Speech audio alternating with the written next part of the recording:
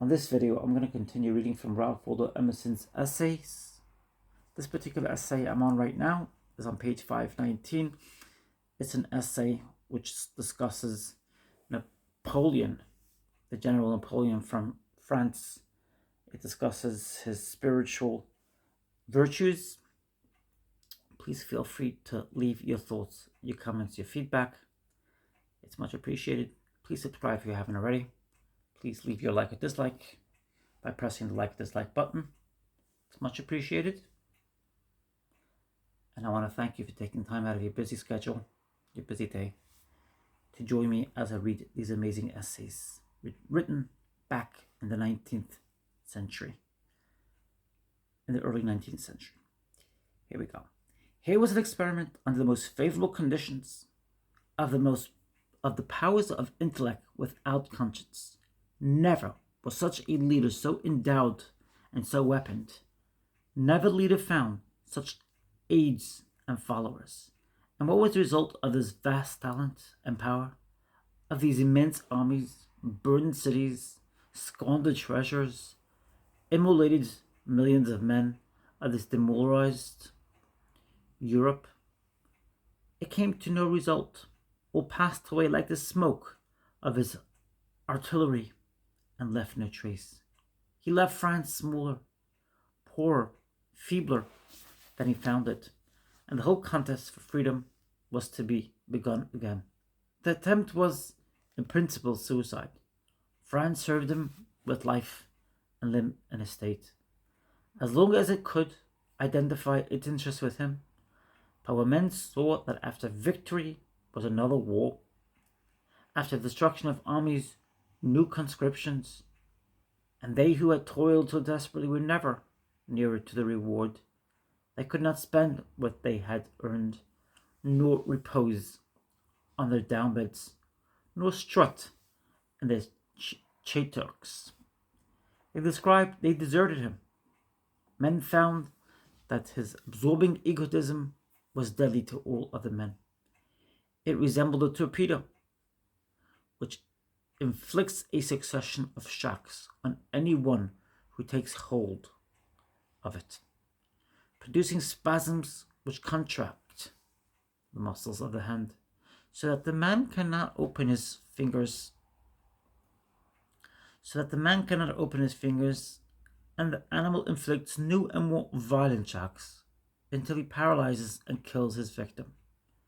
So his exorbitant egotist narrowed, impoverished, and absorbed the power and existence of those who served him.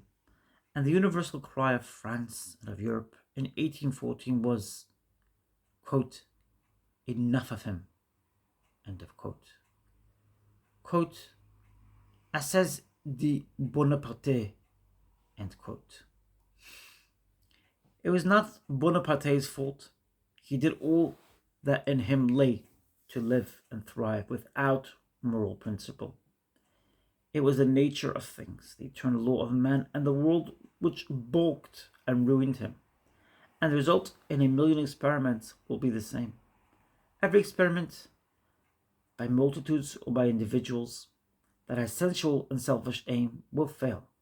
The specific Fourier will be inefficient as the pernicious Napoleon. As long as our civilization is essentially one of property, of fences, of exclusiveness, it will be mocked by delusions. Our riches will leave us sick. There will be bitterness in our laughter, and our wine will burn our mouth. Only that good profits, which can taste with all doors open, and which serves all men.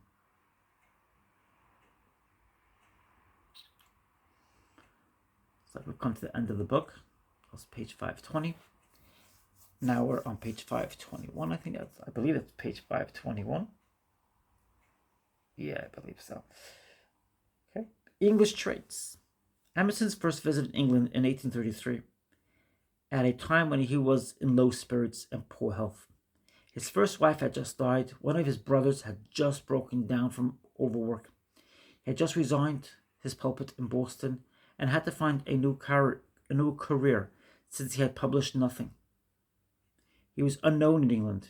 He made an effort to seek out writers there in whom he was interested, especially Wordsworth, Coleridge, and Carlyle. His second visit occurred in 1847 by invitation from people who had read his books and wanted to see him. During the winter, he lectured extensively in England and Scotland and had an opportunity to meet a great many people. After his return to America, he read lectures on English traits. In 1856, he published a book of that title, English Traits. Chapter 1. First visit to England. I have been twice to England. In 1833, on my return from a short tour in Sicily, Italy, and France, I crossed from Boulogne and landed in London at the Tower Stairs. It was dark. It was a dark Sunday morning. There were few people in the streets. And I remember the pleasure of that first walk on English ground with my companion, an American artist, from the Tower up through Cheapside and the Strand to a house in Russell Square, whither we had been recommended to good chambers. For the first time for many months we were forced to check the saucy habit of traveller's criticism, as we could no longer speak aloud in the streets without being understood. The shop signs spoke our language. Our country names were on their door plates, and the public and private buildings wore a more native and wonted font. Like many young men at the time, I was much indebted to the men of Edinburgh and the Edinburgh Review, to Geoffrey Mackintosh, Hallam, and to Scott, Playfair, and De Quincey, and my narrow and desultory reading had inspired the wish to see the faces of 3 or 4 writers: Coleridge, Wordsworth, Landor, De Quincey, and the latest and strongest contributor to the critical journals, Carlyle. And I suppose if I had sifted the reasons that led me to Europe when I was ill and was advised to travel, it was mainly the attraction of these persons. If Goethe had been still living, I might have wandered into Germany also. Besides those I have named, for Scott was dead, and was not in Britain the man living whom I cared to behold, unless it were the Duke of Wellington, whom I afterwards saw at Westminster Abbey at the funeral of Wilberforce. The young scholar fancies it happiness enough to live with people who can give an insight to the world without reflecting that they are prisoners too of their own thoughts and cannot apply themselves to yours. The conditions of literary success are almost destructive of the best social power, as they do not leave the frolic liberty which only can encounter a companion on the best terms. It is probable you left some obscure comrade at a tavern, or in the farms, with right mother wit and equality to life. When you cross sea and land to play bo peep with celebrated scribes, I have, however, found writers superior to their books, and I cling to my first belief that a strong head will dispose fast enough of these impediments and give one the satisfaction of reality, the sense of having been met, and a larger horizon.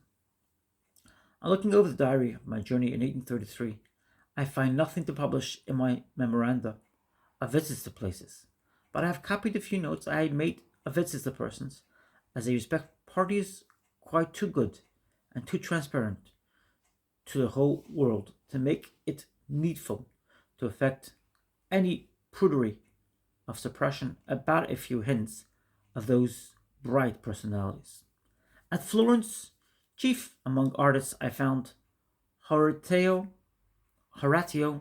Greenberg, the American sculptor. His face was so handsome and his person so well formed that he might be pardoned if, as was alleged, the face of his Medora and the figure of a colossal Achilles in clay were idealizations of his own. Greenough was a superior man, ardent and eloquent, and all his opinions had elevation and magnanimity. He believed that the Greeks had rotten schools or fraternities, the genius of the master imparting his design to his friends and inflaming them with it. And when his strength was spent, a new hand with equal heat continued to work. And so by relays until it was finished in every part with equal fire. This was necessary in so refractory a material as stone. And he thought art would never prosper until we left our shy, jealous ways and worked in society as they. All his thoughts breathed the same generosity. He was an accurate and deep man. He was a votary of the Greeks and a patient of Gothic art. His paper on his paper on architecture, published in 1843, announced in advance the leading thoughts of Mr. Ruskin on the mortality in architecture. Notwithstanding the antagonism, the views of the history of art, I have a private letter from him later, by respecting the same period, in which he roughly sketches his own theory. Quote, here is my theory of structure. A scientific arrangement of spaces and forms of functions and to sight. An emphasis of features proportioned to their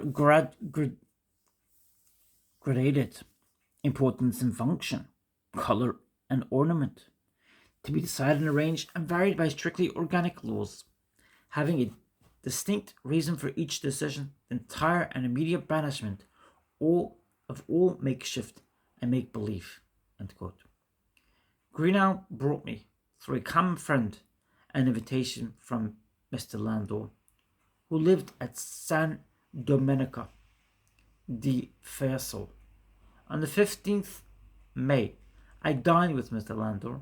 I found him noble and courteous, living in a cloud of pictures at his villa Gurherdesca, a fine house commanding a beautiful landscape. I had inferred from his books, or magnified from some anecdotes, an impression of Achillean wrath and untamable petulance. I do not know whether the imputation was just or not, but certainly on this May Day his courtesy veiled that haughty mind, and he was the most patient and gentle of hosts. He praised the beautiful cyclamen which grows all about Florence. He admired Washington, talked of Wordsworth, Bryan, Massinger, Beaumont, and Fletcher. To be sure, he is decided in his opinions, likes to surprise, and is well content to impress. If possible, his English were upon the mutable past. No great man ever had a great son. If Philip and Alexander be not an exception, and Philip he calls the greater man. In art he loves the Greeks, and in sculpture them only. He prefers the venues to everything else, and after that the head of Alexander in the gallery here. Raffaelli and shares the growing taste for Perugino and the early masters. The Greek histories he taught the only good, and after them. Volatures. I could not make him praise Mackintosh, nor my more recent friends Montigny very cordially, and Charon also, which seemed undiscriminating. He thought Di Grando indebted to, quote, Lucas on happiness, end quote, and, quote, Lucas on holiness, end quote. He pestered me with Southey. But who is Southey? He invited me to breakfast on Friday. On Friday, I did not fail to go, and this time with Greenough. He entertained us at once. with reciting half a dozen hexameter lines of Julius Caesar's. From Donatus, he said, he glorified little Chesterfield more than was necessary, and undervalued Burke and undervalued Socrates. Designated as three of the greatest of men, Washington, Phocion, and Timoleon, much as our pomologists in their list select the three or the six best peers, quote, for a small orchard, end quote, and did not even omit to remark the similar termination of their names. Quote, a great man, end quote, he said, quote, should make great sacrifices and kill his 100 oxen without knowing whether they would be consumed by gods and heroes, or whether the flies would eat them, end quote. I had visited Professor Amiki, who had shown me his microscopes, magnifying, it was said, 2,000 diameters, and I spoke of the uses to which they were applied. Landor despised entomology, yet in the same breath said, quote, the sublime was in a grain of dust, end quote. I suppose I teased him about recent writers, but he professed never to have heard of Herschel, not even by name. One room was full of pictures which he likes to show, especially one piece, standing before which he said, quote, he would give 50 guanas to the man that would swear it was a Domancino, end quote. I was more curious to see his library, but Mr. H., one of the guests, told me that Mr. Landor gives away his books and has never more than a dozen at a time in his house. Mr. Landor carries to it tight the love of freak which the English delight to indulge, as if to stigmatize their commanding freedom. He was a wonderful brain, despotic, violent, and inexhaustible, meant for a soldier, by what chance converted to letters, in which there is not a style nor a tint, not known to him. Yet with English appetite for action and heroes, the thing done avails, and not what is said about it. An original sentence, a step forward, is worth more than all the censures. Landor is strangely undervalued in England, usually ignored, and sometimes savagely attacked in the reviews. The criticism may be right or wrong, and is quickly forgotten. But year after year, the scholar must still go back to Landor for a multitude of elegant sentences, for wisdom, wit, and indignation that are unforgettable. From London on the 5th August, I went to Highgate and wrote a note to Mr. Coleridge, requesting leave to pay my respects to him. It was near noon. Mr. Coleridge sent a verbal message that he was in bed, but if I would call after 1 o'clock, he would see me. I returned at 1, and he appeared, a short, thick old man with bright blue eyes and fine, clear complexion.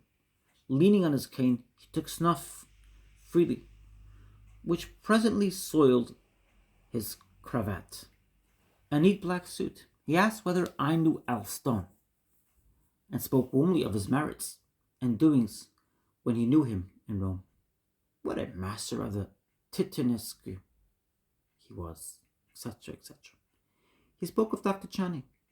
It was unmistakable. It was unspeakable. It was an unspeakable misfortune that he should have turned out a Unitarian after all. On this he burst into a declamation on the folly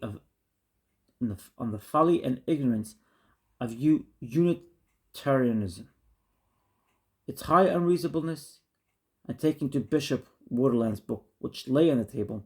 He read with vehemence 2 or 3 pages written by himself in the fly-leaves passages, two which I believe are printed in the Aids to Reflection. When he stopped to take breath, I interposed that, quote, whilst I highly valued all his explanation, I was bound to tell him that I was born and bred a Unitarian, end quote. Quote, yes, end quote. He said, quote, I suppose so, end quote, and continued as before. It was a wonder that after so many ages of unquestioning acquiescence in the doctrine of St. Paul, the doctrine of the Trinity, which is also, according to Philo Judaeus, the doctrine of the Jews before Christ, this handful of priestlians should take on themselves to deny it, etc., etc. He was very sorry that Dr. Channing, a man to whom he looked up, no, to say that he looked up to him would be to speak falsely, but a man whom he looked at with so much interest should embrace such views. When he saw Dr. Channing, he had hinted to him that he was afraid he loved Christianity for what was lovely and excellent. He loved the good in it, and not the true. Quote, and I tell you, sir, that I have known 10 persons who loved the good for one person who loved the true. But it is a far greater virtue to love the true for itself alone than to love the good for itself alone. End quote.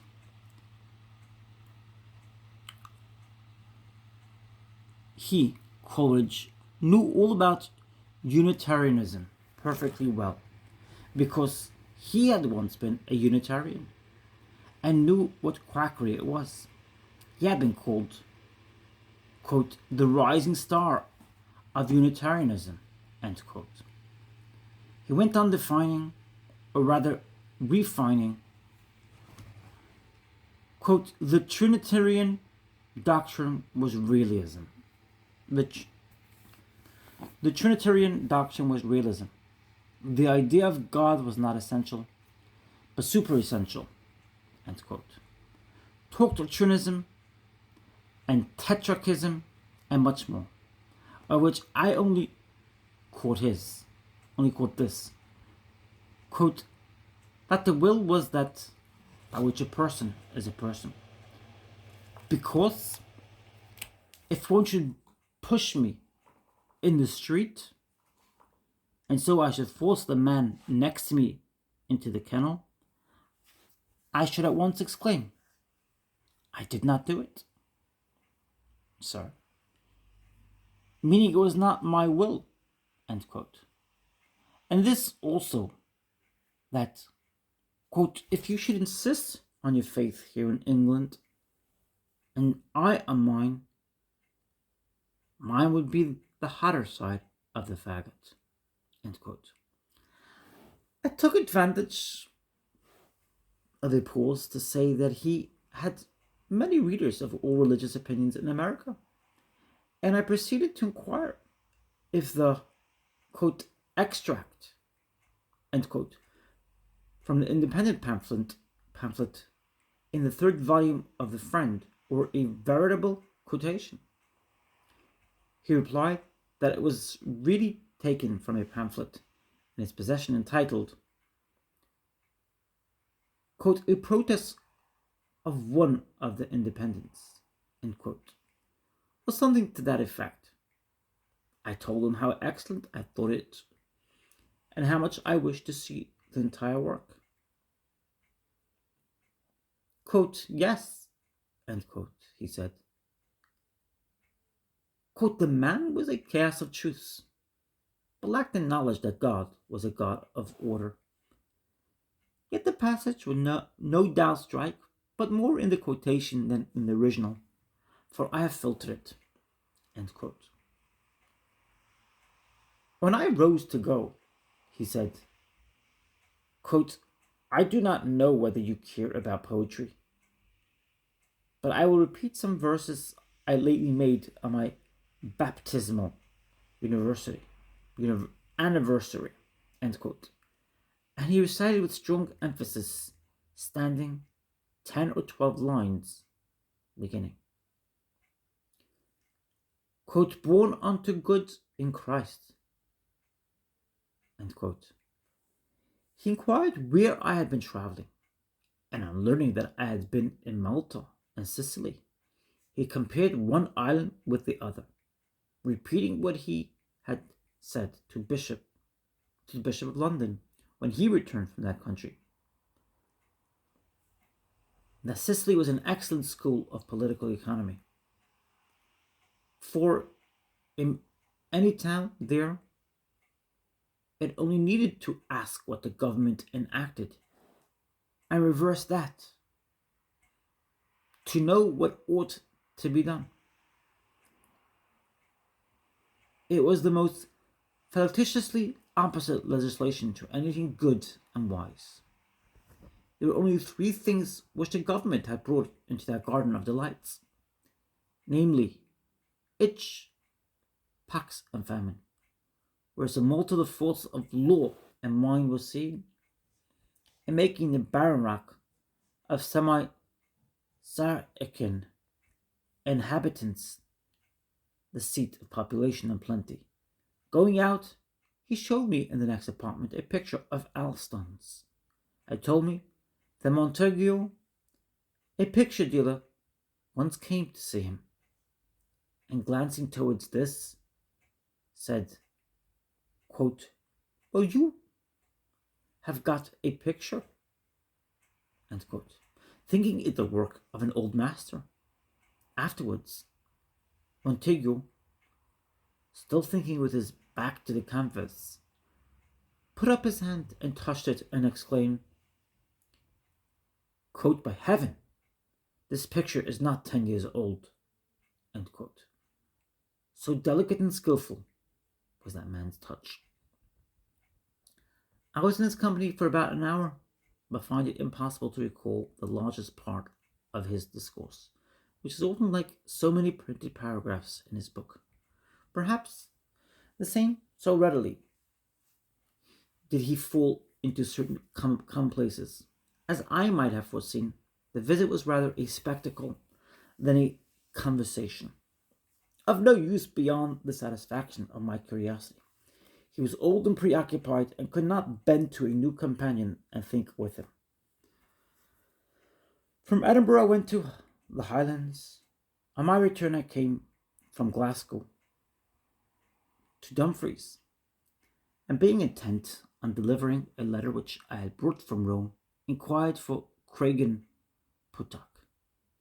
It was a farm in Nithsdale, in the parish of Dunscore, 60 miles distant. No public coach passed near it, so I took a private carriage from the inn. I found the house amid desolate, heathery hills, where the lonely scholar nourished his mighty heart. Carlyle was a man from his youth, an author who did not need to hide from his readers, and as absolute a man of the world, unknown and exiled on that hill farm, as if holding on his own terms what is best in London. He was tall and gaunt, with a cliff-like brow, self-possessed and holding his extraordinary powers of conversation and easy command, clinging to his northern accent with evident relish, full of lively anecdote, and with a streaming humour which floated everything he looked upon. His talk playfully exalting the familiar objects, but put the companion at once into an acquaintance with Lars and the Moors. And it was very pleasant to learn what was predestined to be a pretty mythology. Few were the objects and lonely the man. Quote, not a person to speak to within 16 miles except the minister of Dunscore. End quote. So that books inevitably made his topics. He had names of his own for all the matters familiar to his discourse. Blackwood's was the quote Sand magazine, end quote. Fraser's nearer approach to possibility of life was the quote Mud magazine, end quote. A piece of road nearby that marked some failed enterprise was the quote grave of the last sixpence, end quote. When too much praise of any genius annoyed him, he professed usually to admire the talent shown by his pig. He had spent much time and contrivance in confining the poor beast to one enclosure in his pen. But Pig, by great strokes of judgment, had found out how to let a board down, and had foiled him. For all that, he still thought man the most plastic little fellow in the planet. And he liked Nero's death. Qualis, qualis artifex perio, end quote. Better than most history. He worships a man that will manifest any truth to him. At one time, he had inquired and read a good deal about America. Landor's principle was mere rebellion, and that he feared was the American principle. The best thing he knew of that country was that in it a man can have meat for his labor. He had read in Stewart's book that when he inquired in a New York hotel for the boots, he had been shown across the street and had found Mongo in his own house dining on roast turkey. We talked of books. Plato he does not read, and he disparaged Socrates, and when pressed, persisted in making Mirabeau a hero.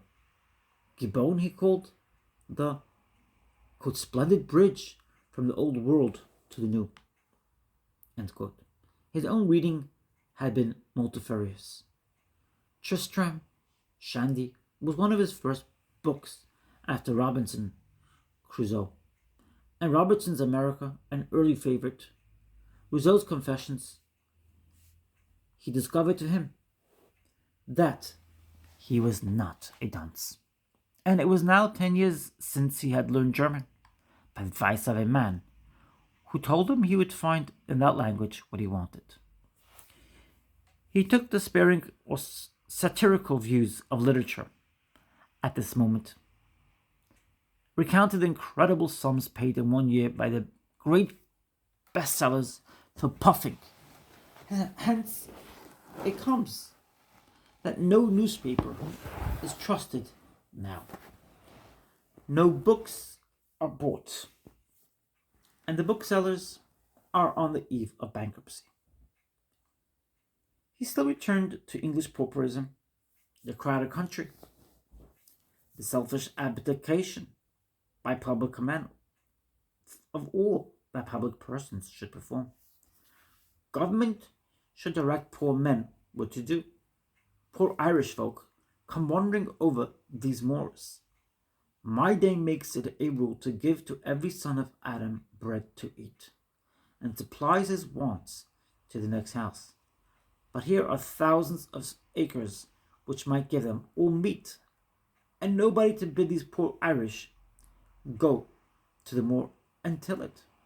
They burnt the stacks, and so found a way to force the rich people to attend to them.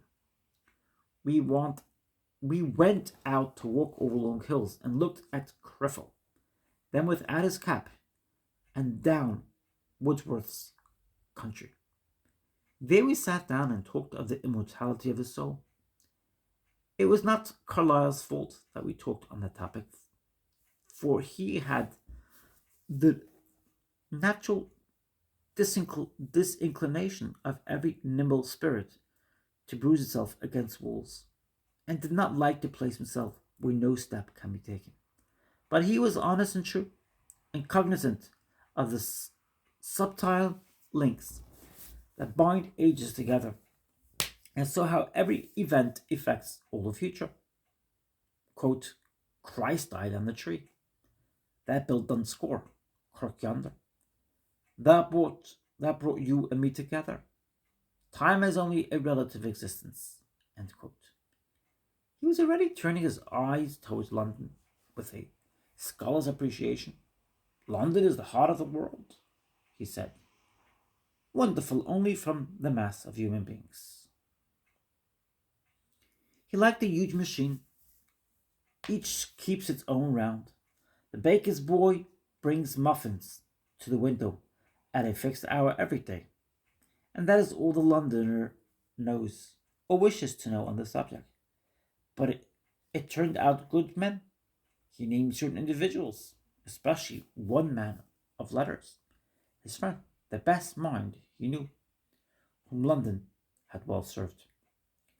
On the 28th August, I went to Rydal Mount to pay my respects to Mr. Wordsworth.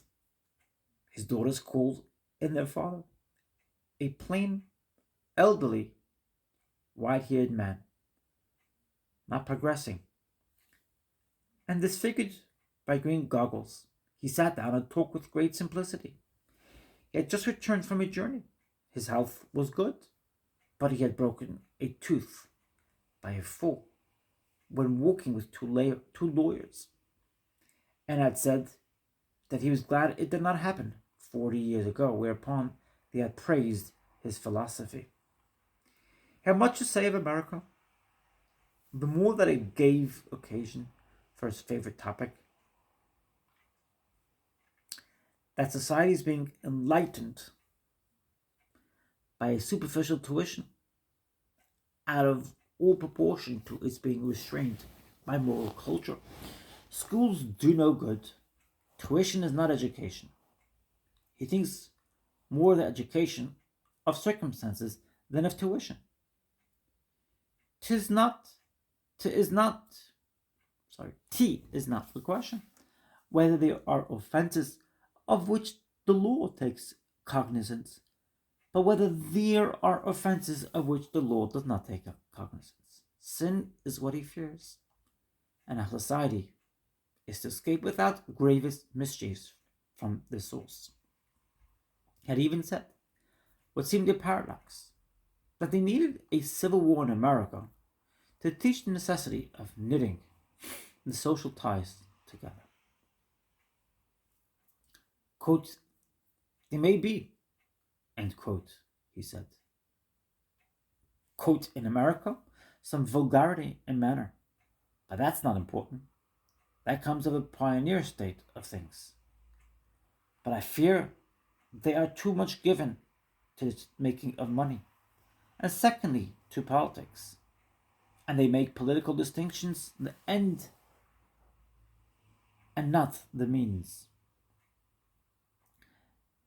And I fear they lack a class of men of leisure, in short, of gentlemen, to give a tone of honour to the community.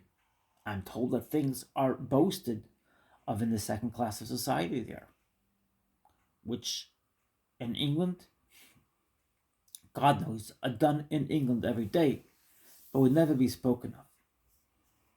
In America, I wish to know not how many churches or schools, but what newspapers. My friend Colonel Hamilton, at the foot of the hill, who was a year in America, assured me that the newspapers are atrocious and accused members of Congress of stealing spoons. End quote.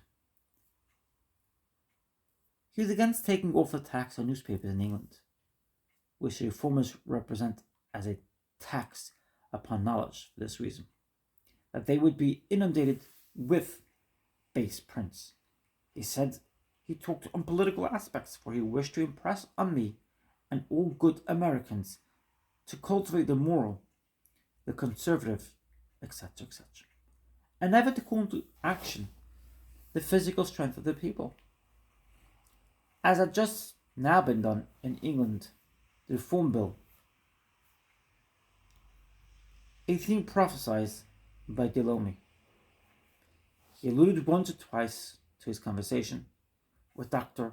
Channing, who had recently visited him, laying his hand on a particular chair in which the doctor had sat. The conversation turned on books. Lucretius, he esteems a far higher poet than Virgil, not in his system, which is nothing, but in his power of illustration. Faith is necessary to explain anything and to reconcile the foreknowledge of God with human evil. Of Cousin, whose lectures we had been reading in Boston, he knew only the name, and inquired if he had read Carlyle's critical article and translations. He said he thought him sometimes insane. He proceeded to abuse Goethe's Wilhelm Meister heartily. It was full of all manner of fornication. It was like the crossing of files in the ear. He had never gone farther than the first part. So disgusted was he that he threw the book across the room. I deprecated this wrath, and said that I could, for the better parts of the book. And he courteously promised to look at it again. Carlyle, he said, wrote most obscurely. He was clever and deep, but he defied the sympathies of everybody. Even Mr. Coleridge wrote more clearly, though he had always wished Coleridge would write more to be understood. He led me out into his garden and showed me the gravel walk in which thousands of his lines were composed. His eyes are much inflamed.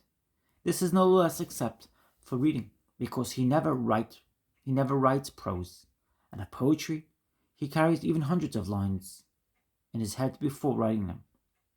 He had just returned from a visit to Staffa, and within 3 days he has made 3 sonnets on Fingal's Cave, and was composing a 4th when he was called in to see me. He said, quote, If you are interested in my verses, perhaps you will like to hear these lines. End quote. I gladly assented, and he recollected himself for a few moments, and then stood forth and repeated, one after the other, the 3 entire sonnets with great animation. I fancy the 2nd and 3rd more beautiful than his poems are wont to be. The 3rd is addressed to the flowers, which he said, especially the ox-eye daisy, are very abundant on the top of the rock. The 2nd alludes to the name of the cave, which is, quote, cave of music, end quote. The 1st to the circumstances of its being visited by the promiscuous company of the steamboat. This recitation was so unlooked for and surprising. He, the old Wordsworth, standing apart and reciting to me in a garden walk, like a schoolboy declaiming, that I at first was near to laugh. But recollecting myself, that I had come thus far to see a poet, and he was chanting poems to me, I saw that he was right and I was wrong, and gladly gave myself up to hear.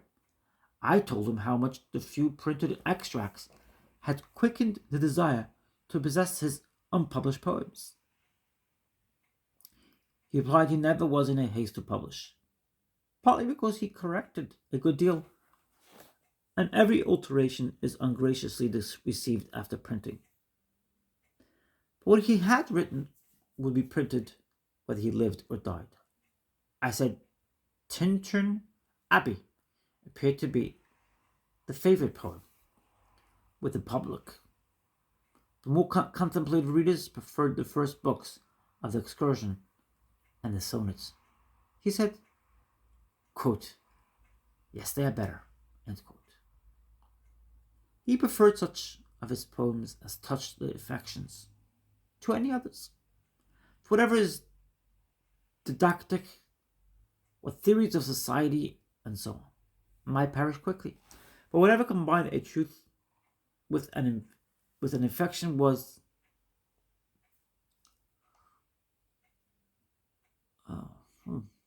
We read that. Good today and good forever, he cited the sonnet and the feelings of a high-minded Spanish Spaniard, which he preferred to any other. I so understood it. And the two voices, and quoted with evident pleasure, the verses addressed to the skylark. In this connection, he said of the Newtonian theory that it might yet be superseded and forgotten, and Dalton atomic theory. When I prepared to depart, he said he wished to show me what a common person in England could do, and he led me into the enclosure of his clerk, a young man to whom he had given this slip of ground, which was laid out, or its natural capabilities shown, with much taste. He then said he would show me a better way towards the inn, and he walked a good part of a mile, talking and ever and anon stopping short to impress the word or the verse, and finally parted from me with great kindness and returned across the fields. Wordsworth honored himself by his simple adherence to truth and was very willing not to shine, but he surprised by the hard limits of his thoughts. To judge from his single conversation, he made the impression of a narrow and very English mind, of one who paid for his raised elevation by general tameness and conformity. Of his own beat, his opinions were of no value. It is not very rare to find persons loving sympathy and ease who expiate their departure from the common in one direction by their conformity in every other. Chapter 2. Voyage to England. The occasion of my second visit to England was an invitation from some mechanics' institutes in Lancashire and Yorkshire, which separately are organized much in the same way as our New England lyceums, but in 1847 have been linked into a quote, union, unquote, which embraced 20 or 30 towns and cities and presently extended into the middle counties and northward into Scotland. I was invited on liberal terms to read a series of lectures in them all. The request was urged with very kind suggestion and every assurance of aid and comfort by friendliest parties in Manchester, who in the sequel amply redeemed their word. The remuneration was equivalent to the fees at that time paid in this country for like services.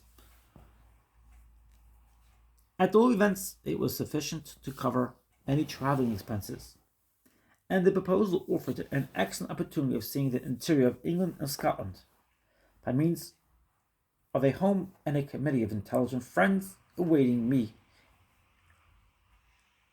in every town. I did not go very willingly. I am not a good traveler, nor have I found that long journeys yield a fair share of reasonable hours. But the invitation was repeated and pressed at a moment of more leisure, and when I was little spent by some unusual studies. I wanted a change and a tonic, and England was proposed to me. Besides, there were at least the dread attraction and salutary influence of the sea. So I took my berth in the packet ship Washington Irving and sailed from Boston Tuesday, October 5th, 1847. On Friday at noon, we had only made 134 miles. So he left on Tuesday, October 5th, 1847. On Friday at noon, we had only made 134 miles. A nimble Indian would have swum as far, but the captain affirmed that the ship would show us in time all her paces, and we crept along to the floating drifts of boards, logs, and chips, with the rivers of Maine and New Brunswick pour into the sea after a freshet. At last on Sunday night, after doing one day's work in 4, the storm came, the winds blew, and we flew before a northwester We strained every rope and sail. The good ship darts through the water all day, all night, like a fish, quivering with speed, gliding through liquid leagues, sliding from horizon to horizon. She has passed Cape Sable. She has reached the banks. The land birds are left. Gulls, haglets, ducks, petrels swim, dive, and hover around. No fishermen. She has passed the banks. Left 5 sail behind her far on the edge of the west at sundown, which were far east of us at morn. Though they say at sea a stern chase is a long race, and still we fly for our lives. The shortest sea line from Boston to Liverpool is 2,850 miles. This a steamer keeps and saves 150 miles. A sailing ship can never go in a shorter line than 3,000, and usually it is much longer. Our good master keeps his kites up to the last moment, studding sails alow and aloft, and by incessant straight steering never loses a rod of way. Watchfulness is the law of the ship. Watch on watch, for advantage and for life. Since the ship was built, it seems the master never slept but in his day clothes whilst on board. There are, quote, there are many advantages, end quote, said Saidi, quote, in sea voyaging, but security is not one of them, end quote. In hurrying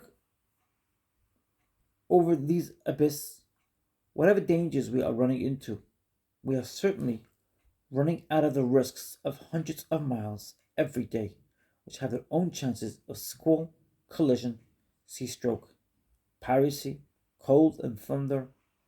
Hour for hour, the risk on his steamboat is greater, but the speed is safety. The 12 days of danger instead of 24. Our ship was registered 750 tons, and weighed perhaps with all her freight 1,500 tons. The mainmast from the deck to the top button measured 115 feet. The length of the deck from the stem to stern, 155. It is impossible not to personify a ship. Everybody does. In everything they say, she behaves well. She minds her rudder. She swims like a duck. She runs her nose into the water. She looks into a port. Then that wonderful esprit de corps, by which we adapt into our self-love everything we touch, makes us all champions of her sailing qualities. The conscious ship hears all the praise. In 1 week she has made 1,467 miles, and now at night seems to hear the steamet behind her, which left Boston today at 2. Has mended her speed and is flying before the grey south wind, 11.5 knots the hour. The fire sea shines in her wake, and far aroused wherever a wave breaks. I read the hour, 9 hours 45 on my watch. By this light, near the equator, you can read small print by it, and the mate describes the phosphoric insects when taken up in a pail as shaped like a Carolina potato.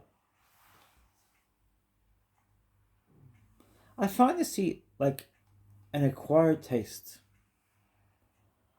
like that for tomatoes and olives. The confinement, cold motion,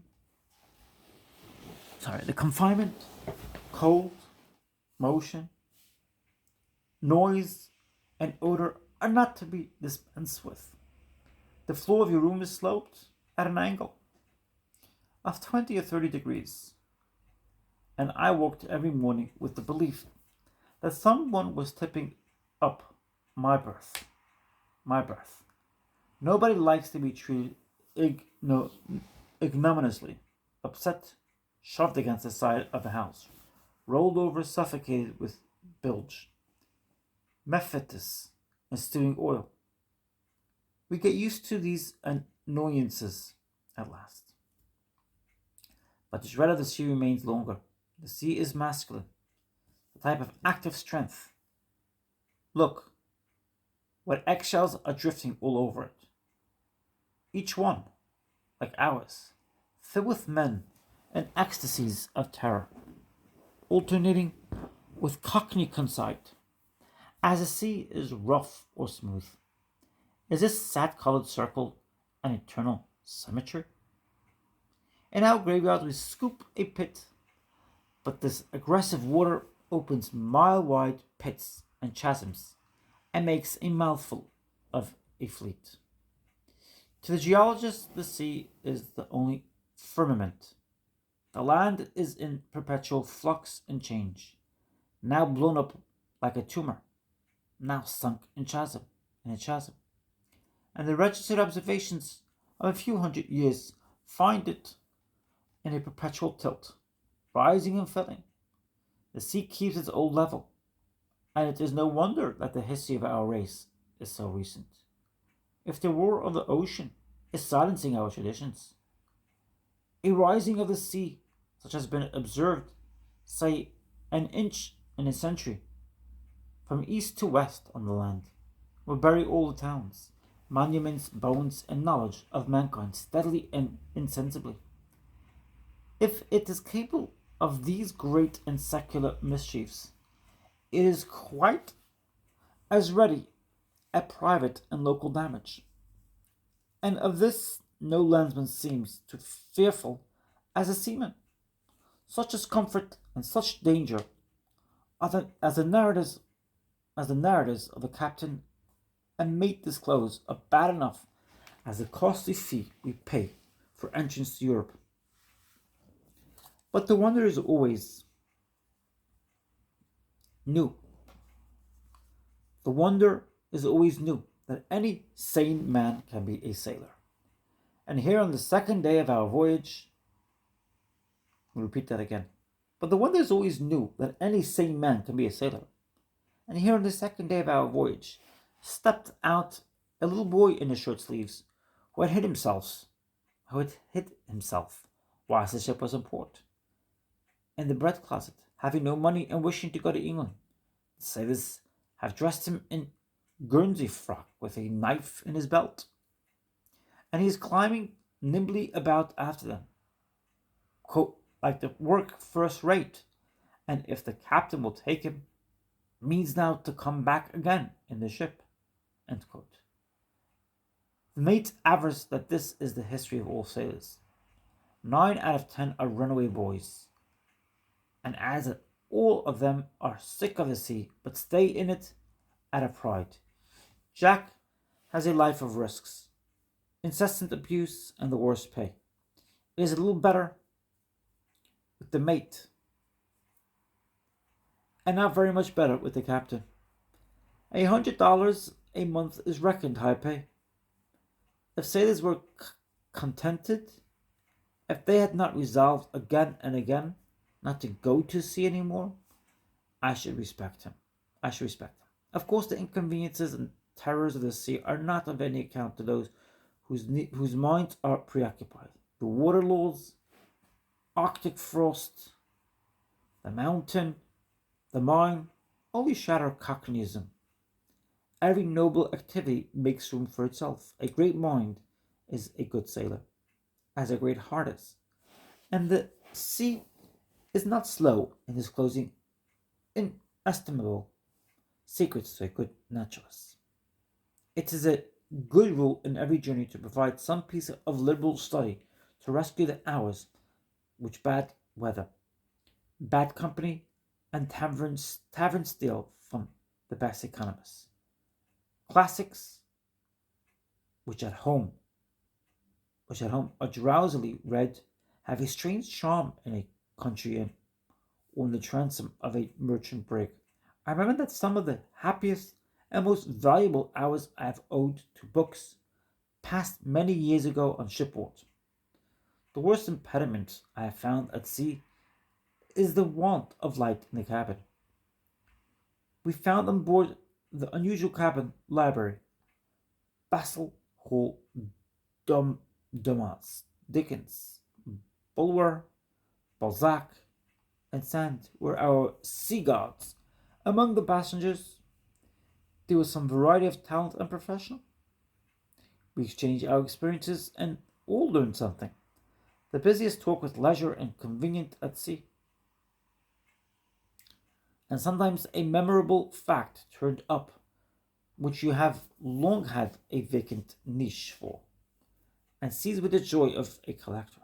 But under the best conditions, a voyage is one of the severest tests to try a man. A college examination is nothing to it. Sea days are long. These lack luster, joyless days which whistled over us. But they were few, only 15, as the captain counted 16 according to me, reckoned from the time when we left soundings. Our speed was such that the captain drew the line of his course in red ink on his chart for the encouragement of envy for future navigators. It has been said that the King of England would consult his dignity by giving audience to foreign ambassadors in the cabin of a man of war. And I think the white path of an Atlantic ship, the right avenue to the palace front of his seafaring people, who for hundreds of years claimed the strict sovereignty of the sea, and exacted toll and the striking sail from the ships of all other people, when the privilege was disputed by the Dutch and their junior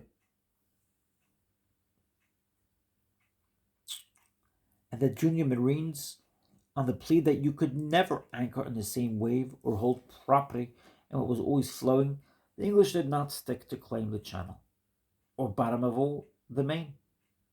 Quote, as if, end quote, said they, quote, we contented for the drops of the sea, and not for a situation, or the bed of those waters. The sea is bounded by His Majesty's empire, end quote. As we neared the land, its genius was felt. This was inevitably the British side. And every man's thought, it rises now a new system. English sentiments, English loves and fears, English history and social modes. Yesterday every passenger had measured the speed of the ship by watching the bubbles over the ship's bulwarks. Today, instead of bubbles, we measure by Kinsale, Cork, Waterford, and Ardmore. They lay the green shore of Ireland like some coast of plenty. We will see towns, towers, churches, harvests, but the course of 800 years we could not discern. Chapter 3. Land. Alfieri thought Italy and England the only countries worth living in. The former because their nature vindicates her rights and triumphs over the evils inflicted by the government. The latter because art conquers nature and transforms a rude, ungenial land into a paradise of comfort and plenty. England is a garden under an ash-colored sky. The fields have been combed and rolled till they appear to have been finished with a pencil instead of a plough. The solidity of the structures that compose the towns speaks the industry.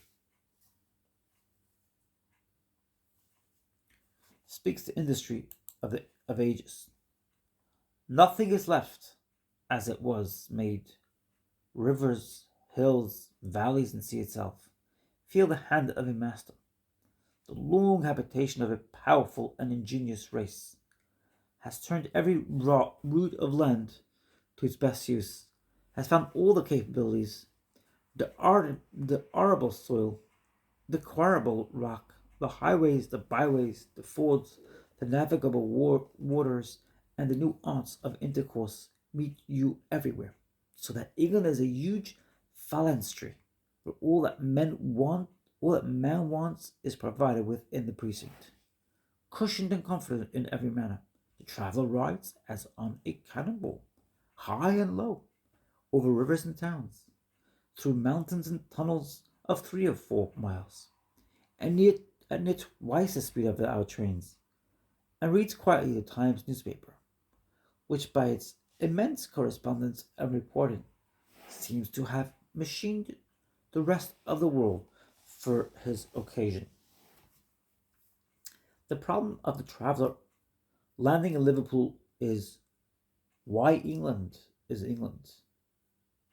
What are the elements of that power which the English hold over the nations?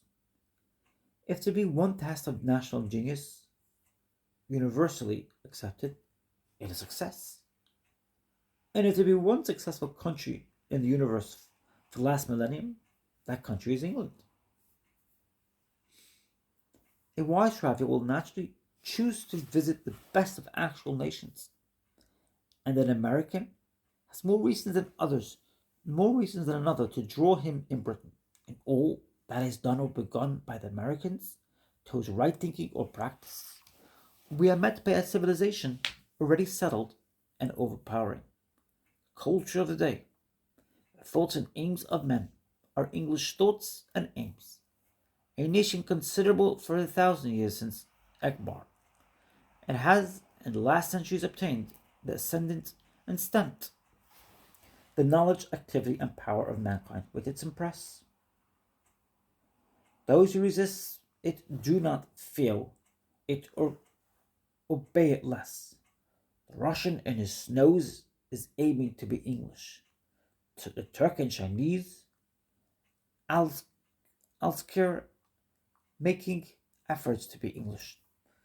The practical common sense of modern society, the utilitarian direction which labor, laws, opinion, religion take, is the natural genius of the British mind. The influence of France is a constituent of modern civility, but not enough opposed to the English for the most wholesome effect. The American is only the continuation of the English genius into new conditions, more or less propitious.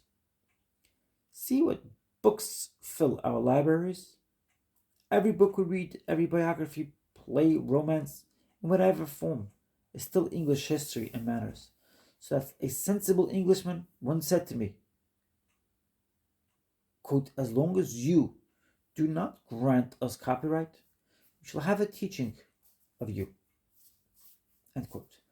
But we have the same difficulty in making a social or moral estimate of England. That the sheriff itself is drawing a jury to try some cause which has agitated the whole community and on which everybody finds himself an interested party. Officers, jurors, judges have all taken sides. England has inoculated all nations with her civilization, intelligence, and tastes. And to resist the tyranny and prepossession of the British element, a serious man must aid himself by comparing with it the civilization of the farthest east and west, the old Greek, the Oriental, and much more. The ideal standard is only by means the very impatience which English forms are sure to awaken in independent minds. Besides, if we will visit London, the present time is the best time, as some signs portend that it has reached its highest point. It is observed that the English interest us a little less within a few years, and hence the impression that the British power has culminated is in solstice, or already declining. As soon as you enter England, which with Wales is no larger than the state of Georgia, This little land stretches by an allusion to the dimension of an empire. Add South Carolina, and you have more than an equivalent for the area of Scotland. The innumerable details, the crowded succession of towns, cities, cathedrals, castles, and great and decorated estates, the number and power of the trades and guilds, the military strength and splendor, the multitudes of rich and of remarkable people, the servants and equipages, all these catching the eye and never allowing it to pause, hide all boundaries by the impression of magnificence and endless wealth. I reply to all the urgencies that refer me to this and that object, indispensably to be seen. Yes, to see England well needs 100 years, for what they told me was the merit of Sir John Soane's museum in London. That it was well packed and well saved is the merit of England. It is stuffed full in all corners and crevices, with towns, towers, churches, villas, palaces, hospitals, and charity houses. It is the history of the art. It is a long way from Carmelic to Yorkminster, yet all the intermediate shops may still be traced in this all-preserving island. The territory has a singular perfection.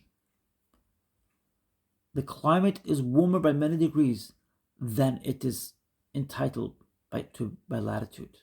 Neither hot nor cold. There is no honor in the whole year when one cannot work. Here is no winter, but such days as we have in Massachusetts in November. A temperature which makes no exhausting demand on human strength, but allows the attainment of the larger stature. Charles II said, quote, "It invited men abroad more days in the year and more hours in the day than any other country." End quote. Then England has all the materials of a working country, except wood. The constant rain, a rain with every tide is some parts of the island. In some parts of the island keeps its multitude of rivers full and brings agricultural production up to the highest point. As plenty of water, of stone, of potter's clay, of coal, and salt and iron. The land naturally abounds with game.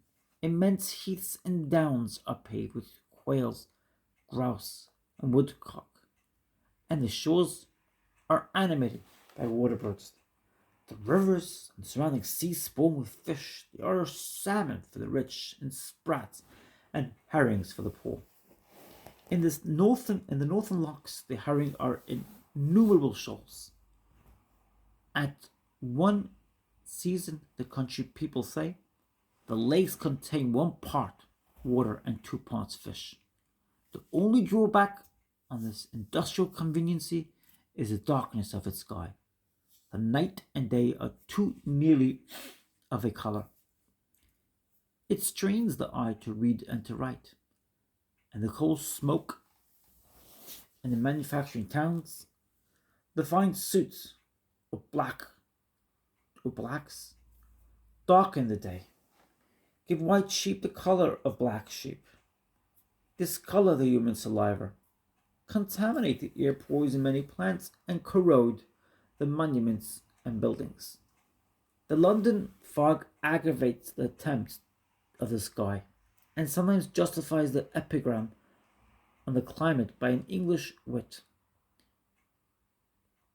Quote, "In a fine day, looking up a chimney, and a foul day, looking down one." End quote. A gentleman in Liverpool told me that he found he could do without a fire in his parlour about 1 day in the year. It is, however, pretended that the enormous consumption of coal in the island is also felt in modifying the general climate. Factitious climate, factitious position. England resembles a ship in its ship, and if it were one, its best admiral could not have worked it or anchored it in a more judicious or effective position. Sir John Herschel said, London is the center of the terrene globe. End quote. Shopkeeper nation, to use a shop word, has a good stand. The old Venetians pleased themselves with the flattery that Venice was in 45 degrees, midway between the poles and the line. And if that were an imperial century, long of old, the Greek fancied Delphi the navel of the earth, in their favorite mode of fabling the earth to be an animal. The Jews believed Jerusalem to be the center. I've seen a chronometric chart designed to show that the city of Philadelphia was in the same thermic belt, and by inference, the same belt of empire as the cities of Athens, Rome, and London. It was drawn by a patriotic Philadelphia, and it was examined with pleasure under his showing by the inhabitants of Chestnut Street. But when carried to Charleston, to New Orleans, to Boston, it somehow failed to convince the ingenious scholars of all those capitals. But England is anchored at the side of Europe, and right in the heart of the modern world. The sea which, according to Virgil's famous line, divided the poor Britons utterly from the world, proved to be the ring of marriage with all nations. It is not down in the books, it is written only in the geologic strata. That fortunate day when a wave of the German Ocean burst the old isthmus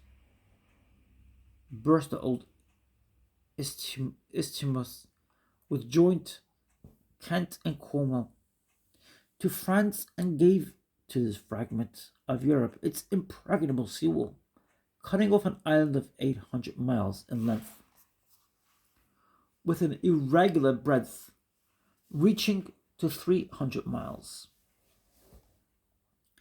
A territory large enough for independence, and rich with every seat of national power, so near that I can see the harvest of the continent.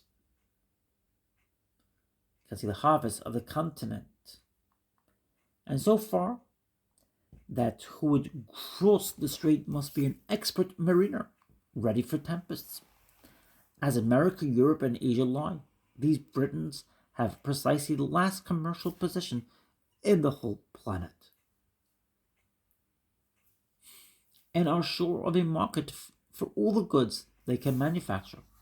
And to make these advantages avail, the river Thames must dig its spacious outlet to the sea from the heart of the kingdom, giving road and landing to innumerable ships, and all the conveniency to trade that a people so skilful and sufficient in economizing waterfront by docks, warehouses, and lighters required.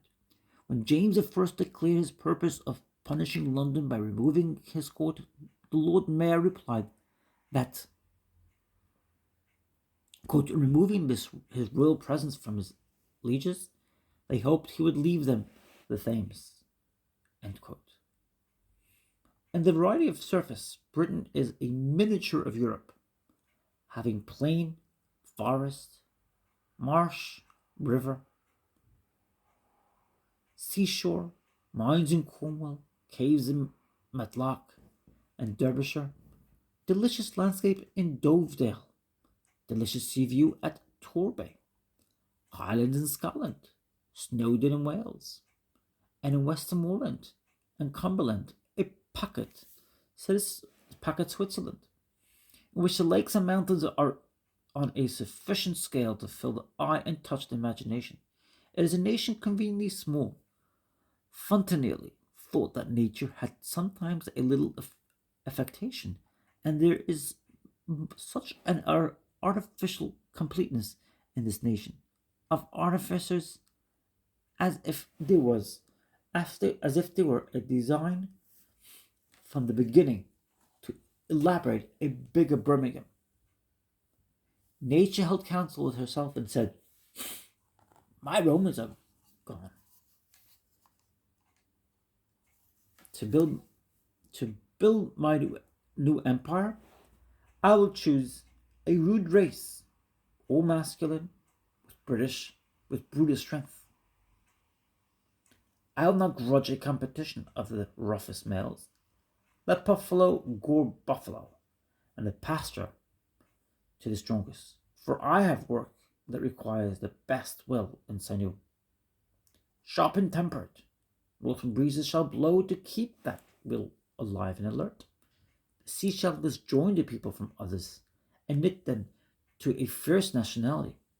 It shall give them markets on every side. Long time I will keep them on their feet by poverty, border wars, seafaring, sea risks, and the stimulus of gain. An island, but not so large, the people not so many as to glut the great markets and depress one another, but proportion to the size of Europe and the continents, with its fruits and wares and money, must its civil influence radiate. It is a singular coincidence to this geographic centrality, the spiritual centrality with Emmanuel Swedenborg ascribes to the people. Quote, for the English nation, the best of them are in the center of all Christians, because they have interior intellectual light. This appears conspicuously in the spiritual world. This light they derive from the liberty of speaking and writing and thereby thinking. Chapter 5. An ingenious anatomist has written, this is about race. An ingenious anatomist has written a book to prove that races are imperishable, but nations are pliant political constructions, easily changed or destroyed. But this writer did not found his assured races on any necessary law, disclosing their ideal on metaphysical necessity, nor did he on the other hand count with precision the existing races and settle the true balance, a point of nicety, and the popular test of the theory. Individuals at the extremes of divergence as one race of men are as unlike as the wolf to the lapdog, yet each variety shades down imperceptibly into the next. You cannot draw the line where a race begins or ends, and every writer makes a different count.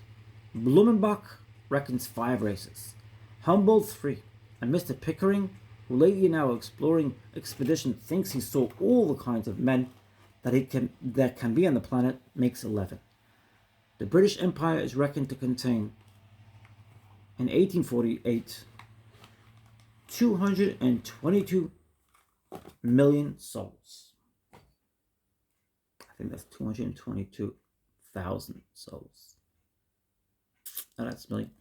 Perhaps a fifth of the population of the globe, and to comprise a territory of 5 million square miles.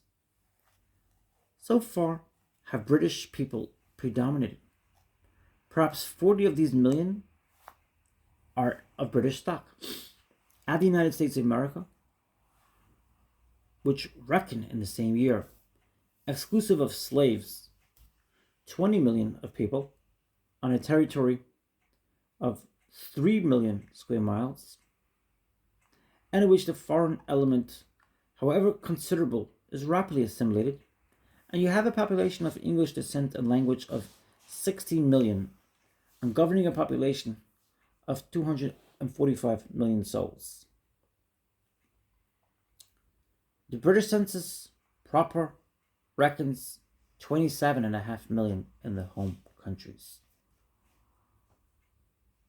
What makes the census important is the quality of the units that compose it.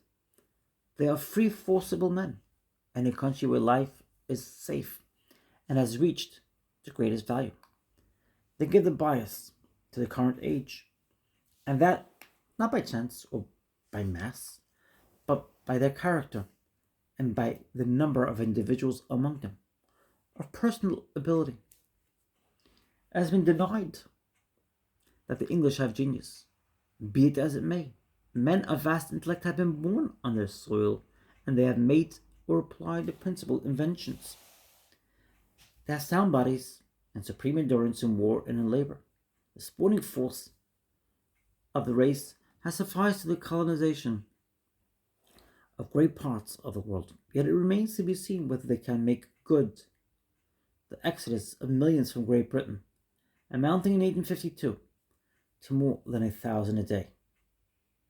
They have assimilating force, since they are imitated by the foreign subjects, and they are still aggressive and propagandists, enlarging the dominion of their arts and liberty. Their laws are hospitable, and slavery does not exist under them.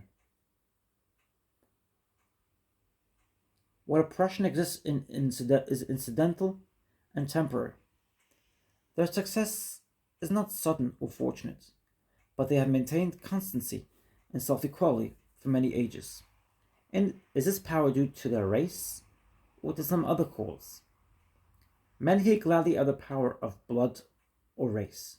Everybody likes to know that his advantages cannot be attributed to air, soil, sea, or to local wealth, as Mind's inquiries, nor to laws and traditions, nor to fortune, but the superior brain, as it makes the praise more personal to him.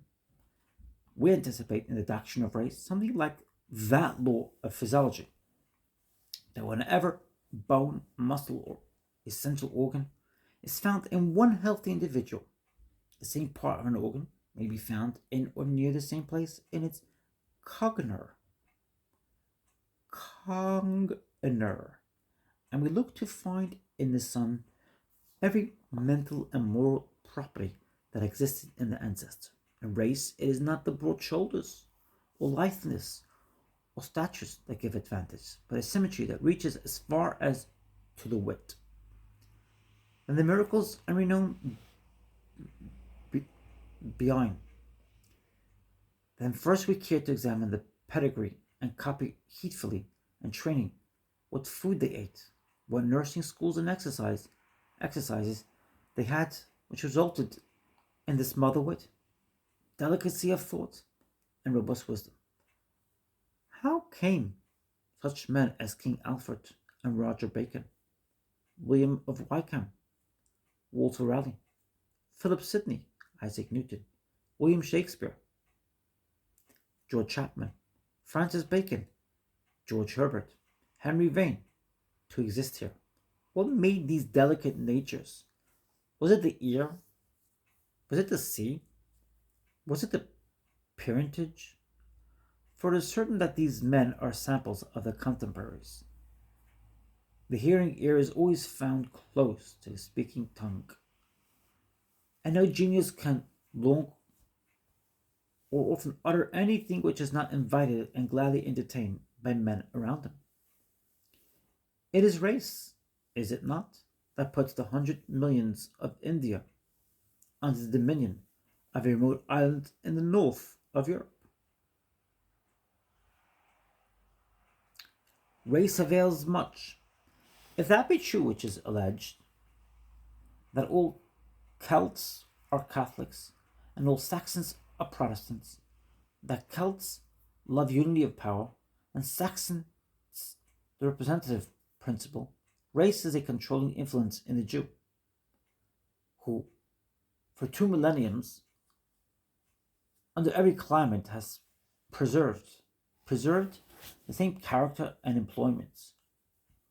Race in the Negro is of appalling importance. The French in Canada, cut off from all intercourse with apparent people, have held their national traits. I chanced to read Tacitus on the manners of the German, not long since in Missouri, and the heart of Illinois, and I found abundant points of resemblance between the Germans of the Hercynian forests and our hostias, suckers, and badgers of the American woods. But whilst race works immortality to keep its own, it is resisted by other forces. Civilization is a reagent and eats away the old traits. The Arabs today are the Arabs of Pharaoh, but the Britain of today is a very different person from Cassibelanus or Ossia. Each religious sect has its physiognomy. Physiognomy. Physiognomy. The Methodists have acquired a face, the Quakers a face, the nuns a face. An Englishman will pick out a dissenter by his manners. Trades and professions carve their own lines on face and form. Certain circumstances of English life are not less effective as personal liberty. Plenty of food, good ale and mutton, open market of good wages for every kind of labour, high bribes to talent and skill, the island life, or the million opportunities and outlets for expanding a misplaced talent, readiness of combination among themselves for politics or for business, strikes and sense of superiority, founded on a habit of victory in labor and in war, and the appetite for superiority grows by feeding. It is easy to add the counteracting forces to race. Credence is a main element. It is said that the views of nature held by any people determine all their institutions. Whatever influences add to mental or moral faculty take men out of nationality as out of other conditions and make the national life a culpable compromise. These limitations of the formidable doctrine of race suggest others which threatens to undermine it as not sufficiently based. The fixity of inconvertibleness of races as we see them is a weak argument for the eternity of these frail boundaries, since all our historical period is a point to the duration in which nature has wrought. Any the least and solitariest fact in our natural history, such as the melioration of fruits and of animal stocks, has the worth of a power and opportunity of geologic periods. Moreover, though we flatter the self-love, men and nations by the legend of pure races, all our experience is of the gradation and resolution of races, and strange resemblances meet us everywhere. It need not puzzle us that Malay and Popan, Celt and Roman, Saxon and Tartar should mix when we see the rudiments of tiger and baboon in our human form, and know that the barriers of races are not so firm, but that some spray sprinkles us from antediluvian seas. The low organizations are simplest. A mere mouth, a jelly, or a straight worm as a scale mounts. The organizations become complex. We are picked with our descent. But nature loves inoculation. A child blends in his face the face of both parents, and some feature from every ancestor whose face hangs on the wall. The best nations are those most widely related. A navigation as affecting a whole wide mixture is the most potent advancer of nations.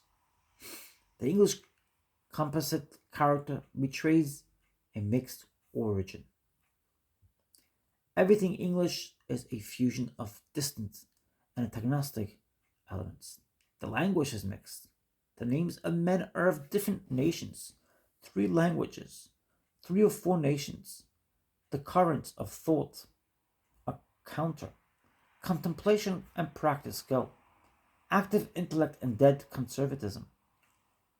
Worldwide enterprise and devoted use and won't. Aggressive freedom and hospitable law with middle class legislation. a people scattered by the wars and affairs over the face of the whole earth, and homesick to a man, a country of extremes, dukes and chartists, bishops of Durham and naked heathen colliers. Nothing can be praised in it without damning exceptions, and nothing denounced without salvos of cordial praise. Neither do these people appear to be of one stem, but collectively a better race than any form which they are derived. Nor is it easy to trace it home to its original seats. Who can call by right names what race? Who can call by right names what races are in Britain? Who can trace them historically? Who can discriminate them anatomically or metaphysically? In the impossibility of arriving at satisfaction on the historical question of race, and come of whatever disputable ancestry, the indisputable Englishman before me, himself, very well marked and nowhere else to be found, I fancied I could leave quite aside the choice of a tribe as its lineal progenitors. Therefore said in his wrath, the Englishman was the mud of all races. I quote, the Englishman was the mud of all races, end of quote. I incline to the belief that as water, lime, and sand make mortar, so certain temperaments marry well, and by well managed contrarieties develop as a drastic character as the English. On the whole, just on the whole, it is not so much a history of one or certain tribes of Saxons, Jutes, or Frisians, coming from one place and genetically identical, as it is an anthology of temperaments out of them all. Certain temperaments suit the sky and soil of England, say 8 or 10 or 20 varieties, as out of 100 pear trees. 8 or 10 suit the soil of an orchard and thrive, whilst unadapted temperaments die out. The English derive their pedigree from such a range of nationalities that there needs tea room and land room to unfold the varieties of talent and character. Perhaps the ocean serves as a galvanic battery to distribute acids at one pole and alkalis to the other. So England tends to accumulate her liberals in America and her conservatives at London. The Scandinavians in her race still hear in every age the murmurs of their mother, the ocean. The Briton in the blood hugs the homestead still. Again, as if to intensate the influences that are not of race. What we think of when we talk of English traits really narrows itself to a small district. It excludes Ireland and Scotland and Wales, and reduces itself at last to London. That is, to those who come and go thither. The portraits that hang on the walls in the Academy Exhibition of London, the figures in Punch's drawings of the public men or of the public houses, the prints in the shop windows are distinctive English and not American. No, nor Scottish nor Irish, but this very restricted nationality. As you go north into the manufacturing and agricultural districts, and to the population that never travels, as you go into Yorkshire, as you enter Scotland, the word Englishman is no longer found. In Scotland, there is a rapid loss of all grandeur of mien and manners. A provincial eagerness and acuteness appear.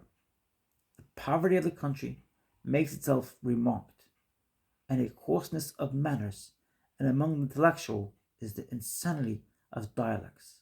In Ireland are the same climate and so in Ireland are the same climate and soil as in England, but less food, no right relation to the land, political dependence, small tenantry, and inferior almost place race. These quite these queries concerning ancestry and blood may be well allowed, for there is no prosperity that seems more to depend on the kind of men than British prosperity. Only a hardy and wise people could have made this small territory great. We say in a regatta or yacht race that if the boats are anywhere nearly matched, it is the man that wins. Put the best sailing master into either boat and he will win. Yet it is fine for us to speculate in face of unbroken traditions. Though vague and losing themselves in fable, the traditions have got footing and refuse to be disturbed. The kitchen clock is more convenient than sidereal time. We must use the popular category, as we do the Linnean classification for convenience, and not as exact and final, otherwise we are presently confounded when the best settled traits of one race are claimed by some new ethnologist as precisely characteristic of the rival tribe.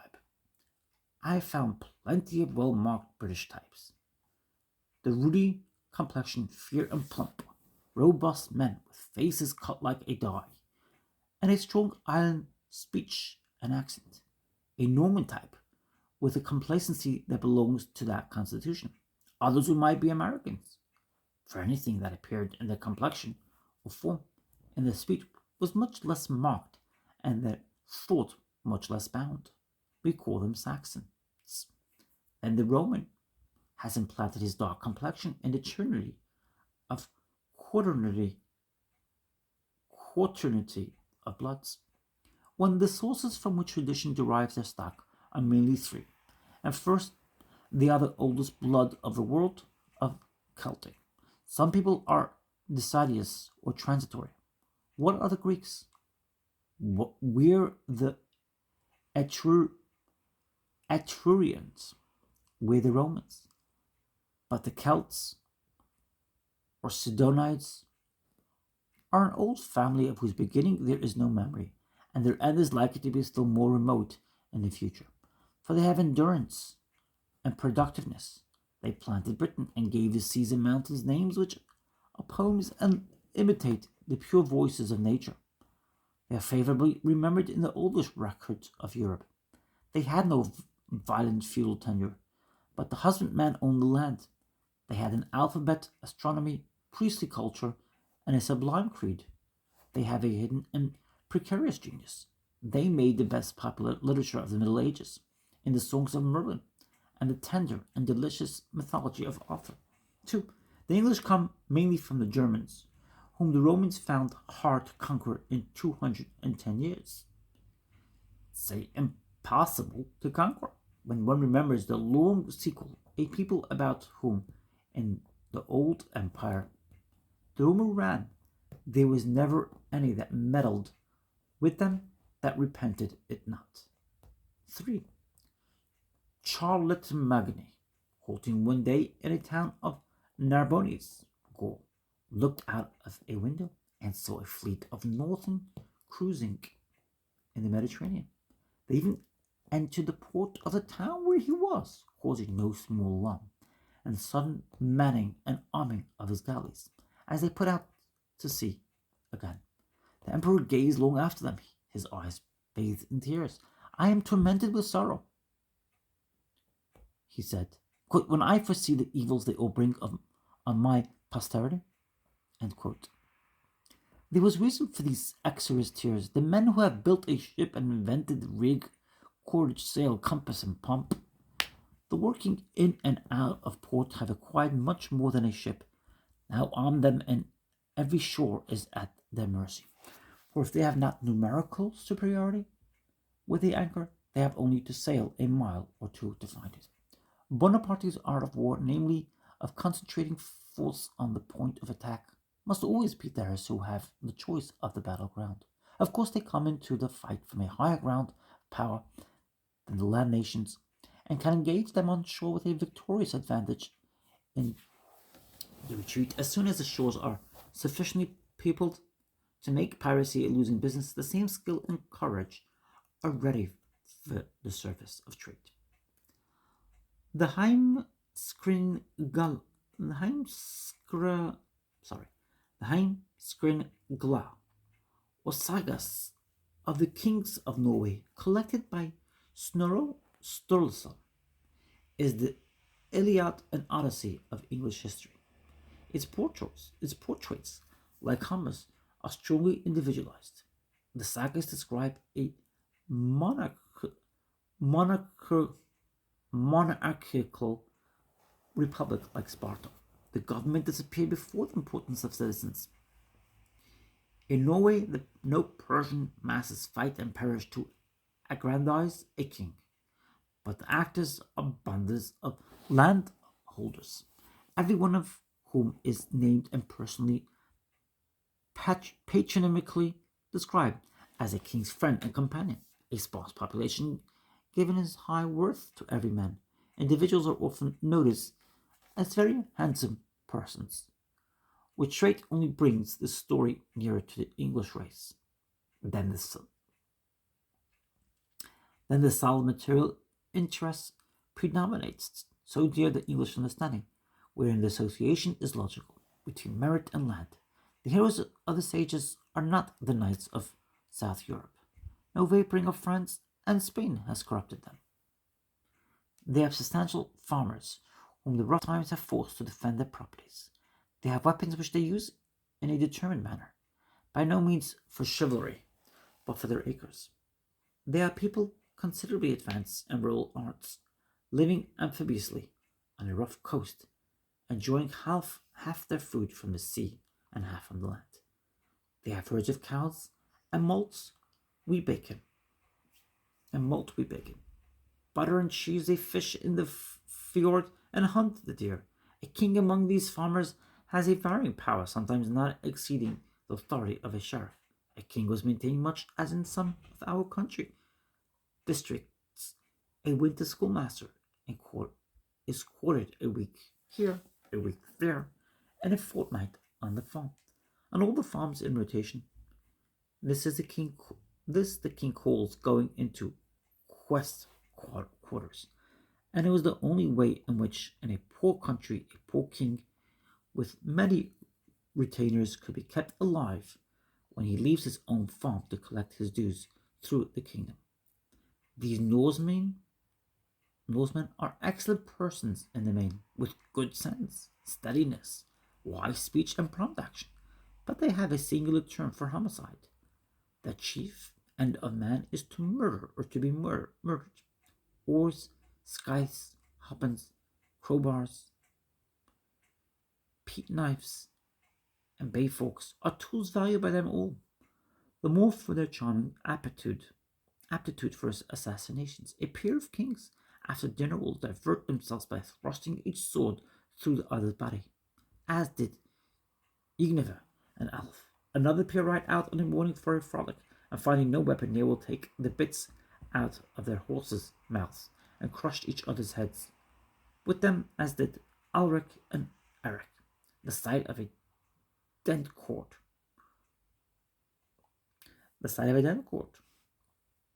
or a cloak string puts them on hanging somebody, a wife or a husband, or best of all, a king.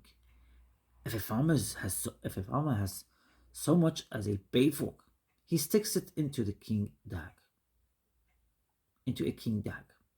King Ingeld finds it vastly amusing to turn up half a dozen kings in a hall after getting them drunk.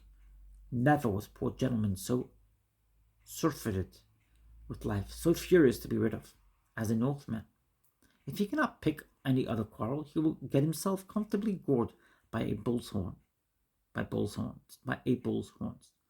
Like Egal was slain by a landslide, like the agricultural King Anund. Odin died in his bed in Sweden, but it was a proverb of ill condition to die the death of old age. King Haak of Sweden cuts and slashes in battle as long as he can stand. Then orders his warship loaded with his dead men and their weapons. be taken out to sea. The tiller ship and the sails spread. Being left alone, he sets fire to some tar wood and lies down contented on deck. The wind blew off the land. The ship flew, burning in clear flame, out between the islets and the ocean, and there was the right of King Haak. The early sagas are sanguinary. Early sagas are sanguinary, and piratical. The later are of a noble strain. History really yields us better passages than the conversation between King Sigurd the Crusader and King Eystein, his brother, or their respective merits. One the soldier and the other a lover of the arts of peace. But the reason of the Norman history must steel himself by holding fast the remote compensations which result from animal vigor, as the old fossil world shows that the first steps of reducing the chaos was confided to saurians and other huge and horrible animals. So the foundations of the new civility were to be laid by the most savages and most savage men. The Normans came out of France into England worse men than they went into it 160 years before.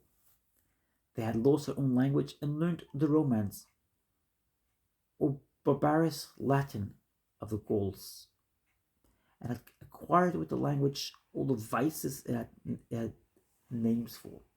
The conquest has obtained in the chronicles the name of the quote, memory of sorrow, unquote. 20,000 thieves landed in Hastings. These founders of the House of Lords were greedy and ferocious dragons, sons of greedy and ferocious pirates. They were all alike. They took everything they could carry. They burned, harried, violated, tortured, and killed until everything English was brought to the verge of ruin. Such, however, is the illusion of antiquity and wealth, that descent and dignified men now existing boast their descendant from these filthy thieves, who showed a far juster conviction of their own merits by assuming for their types the swine, goat, jackal, leopard, wolf, and snake, which they severely resembled. England yielded to the Danes and Northmen in the 10th and 11th centuries, and was the receptacle into which all the metal of that strenuous population was poured. The continued drought of the best men in Norway, Sweden, and Denmark to these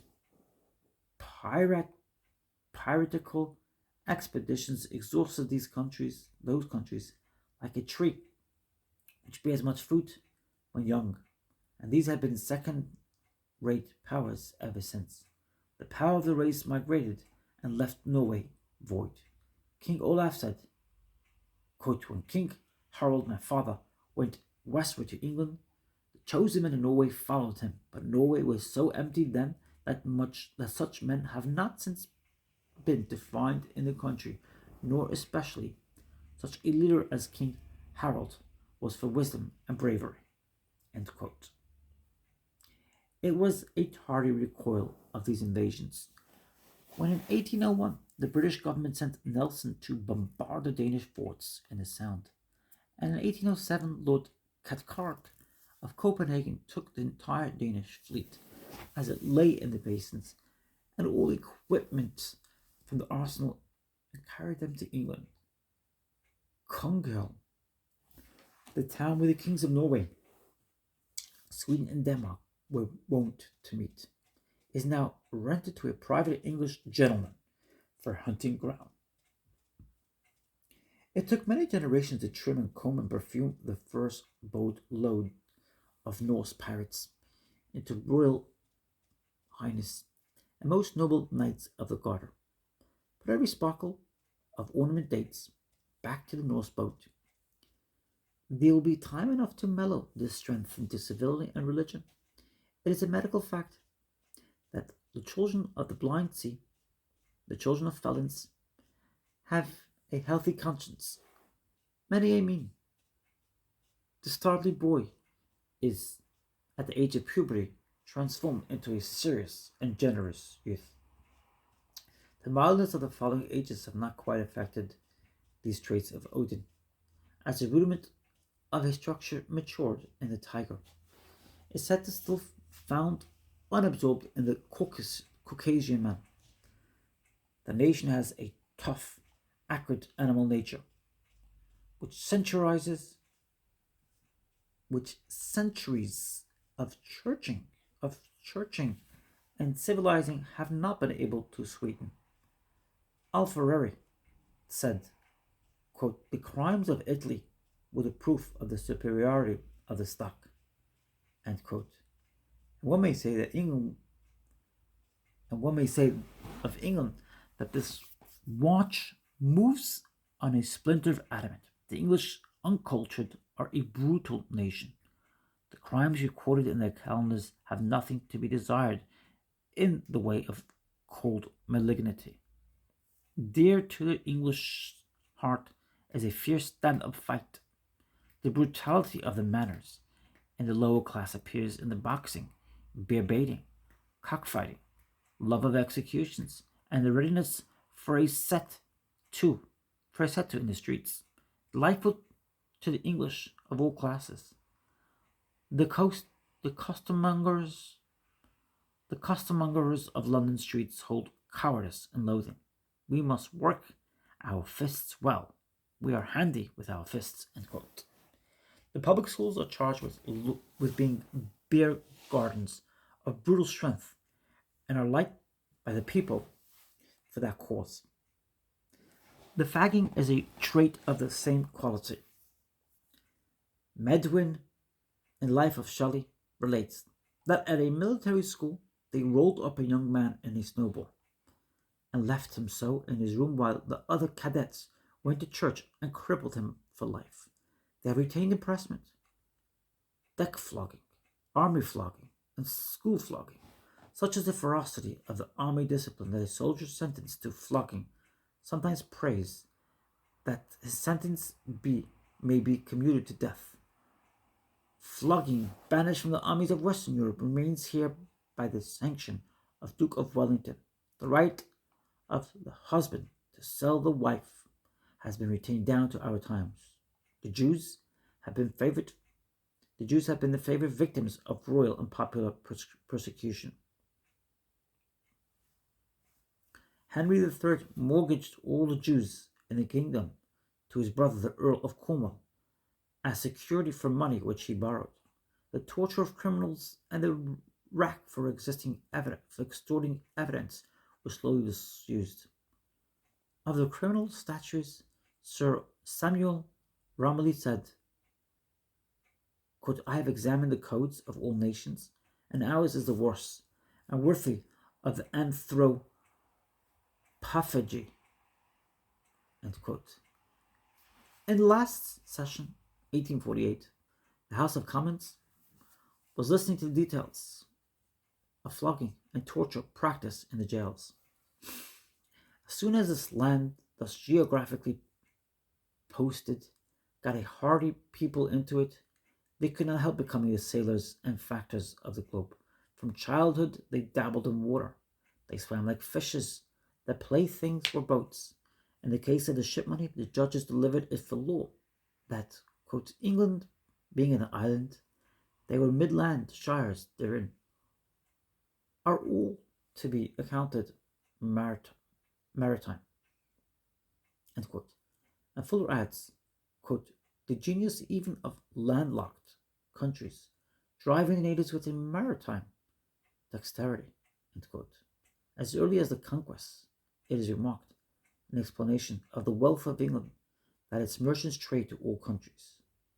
The English at the present day have great vigor of body and endurance. Other countrymen look slight and undersized beside them, and invalids. They are bigger men than the Americans. I suppose 100 English taken at random out of the street would weigh a fourth more than so many Americans. Yet I am told the skeleton is not larger. They are round, ruddy, and handsome. At least the whole bust is well formed, and there is a tendency to stout and powerful frames. I remarked the stoutness on my first landing at Liverpool. Porter, drayman, coachman, guard was substantial, respectable, grandfatherly figures with costume and manners to suit. The American has arrived at the old mansion house and finds himself among uncles, aunts, and grandsires. The picture of the chimney tiles, the picture of the chimney tiles of his nursery were pictured of these people. Here they are in identical costumes. An ear which so took him. It is the fault of their forms that they grow stocky, and the women have that disadvantage. Few tall, slender figures of slowing shape, stunted and thickest purses. The French say that the English women have two left hands, but in all ages they are handsome. They are a handsome race. The bronze monuments of crusaders lying cross-legged in the Temple Church at London, and those in Worcester and in Salisbury cathedrals, which are 700 years old, are the same type as the best youthful leads of men now in England, pleased by beauty of the same character, an expression blending good nature, valor, and refinement, and mainly by that uncorrupt youth in the face of manhood, which is daily seen in the streets of London. Both branches of the Scandinavian race are distinguished for beauty. The anecdote of the handsome captives, which Saint Gregory found at Rome AD 600, is matched by the testimony of the Roman chronicles 5 centuries later. Who wondered at the beauty and long flowing hair of the young English captives? Meantime, the Heimskringla has frequent occasion to speak of the personal beauty of its heroes, when it is considered what humanity or resources of mental and moral power the traits of the blonde race betoken. Its accession to empire marks a new and finer epoch, wherein the old middle force shall be subjugated at last by humanity and still plough to its furrow henceforward. It is not a final race, once a crab, always a crab, but a race with a future. Of the English face a combined decision and nerve with a fair complexion, blue eyes, an open and florid aspect, hence the love of truth, hence the sensibility, the fine perception, and poetic construction.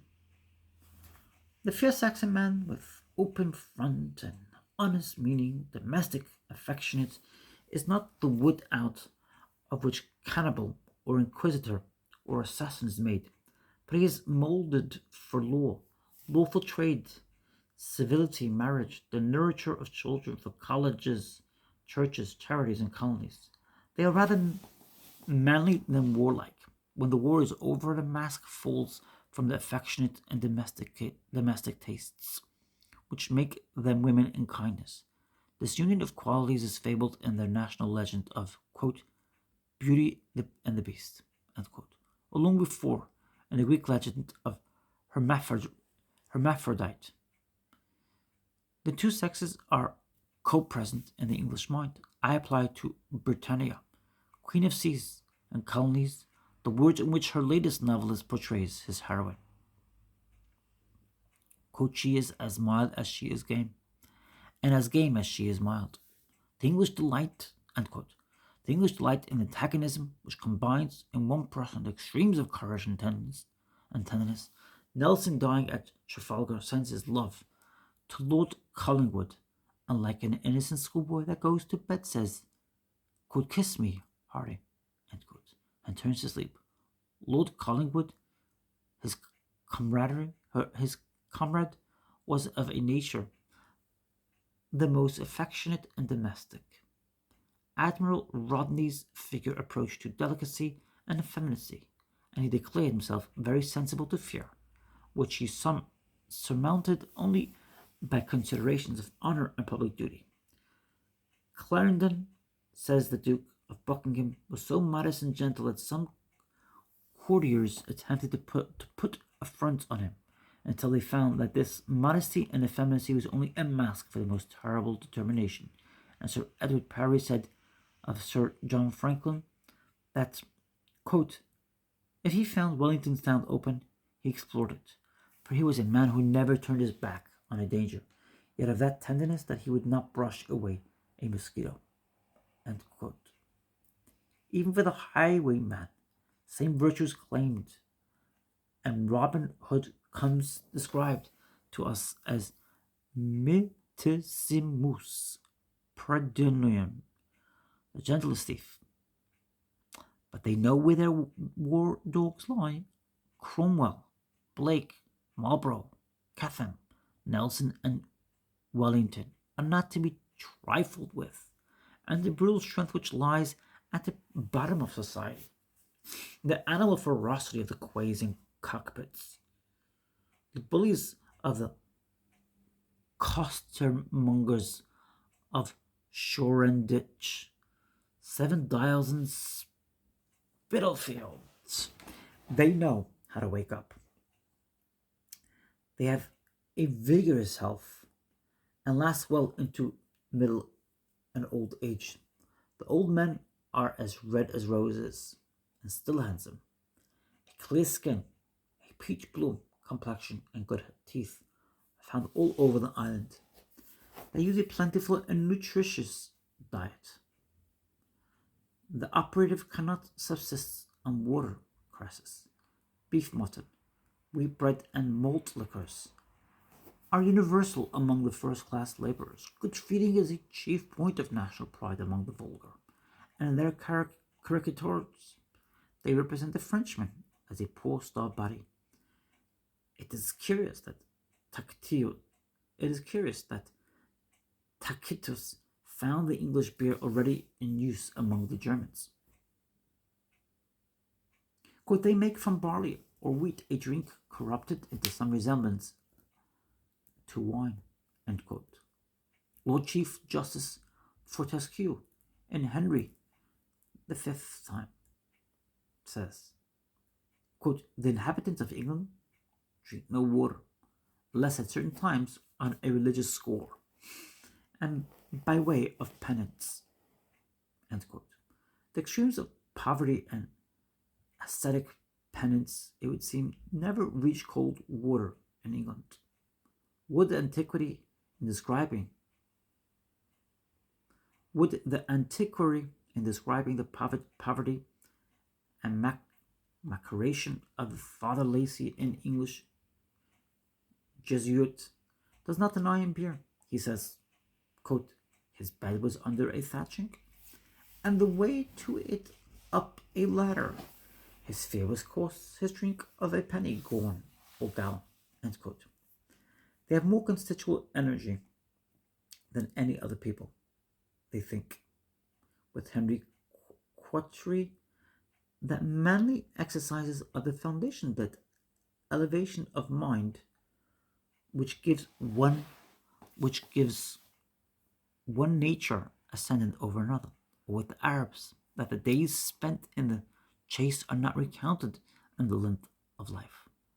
They box, run, shoot, ride, row, and sail from pole to pole. They eat and drink, and live jolly in the open air, putting a bar of solid sleep between day and day.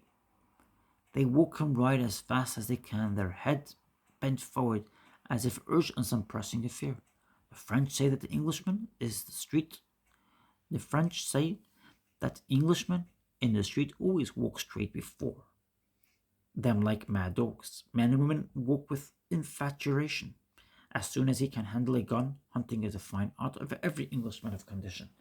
They are the most voracious people of prey that ever existed. Every season turns out the aristocracy into the country to shoot and fish. The more vigorous run out of the island to America, to Asia, to Africa and Australia. to hunt the fury by gun, by trap, by harpoon, by lasso, with dog, with horse, with elephant, with dromedary, all the game that is in nature. The men have written game books of all countries, as Hooker, Scrope, Moray, Herbert, Maxwell, Cumming, and a host of travellers. The people at home are addicted to boxing, running, leaping, and rowing matches. I suppose the dogs and horses must be thanked for the fact that the men have muscles almost as tough and supple as their own. If in every efficient man there is first a fine animal in the English race, it is of the best breed, a wealthy, juicy, broad-chested creature, steeped in ale and good cheer, and little overloaded by his flesh. Men of animal nature rely like animals on their instincts. The Englishman associates well with dogs and horses. His attachment to the horse arises from the courage and address required to manage it. The horse finds out who is afraid of it and does not disguise its opinion. The young, boiling clerks and lusty collegians like the company of horses better than the company of professors. I suppose the horses are better company for them. The horse has more uses than Buffon noted. If you go into the streets, every driver in bus or dray is a bully, and if I wanted a good troop of soldiers, I should recruit among the stables, and add a certain degree of refinement to the vivacity of these riders, and you obtain the precise quality which makes the men and women of polite society formidable. They come honestly to their horsemanship, with hengst and horsa, for the Saxon founders.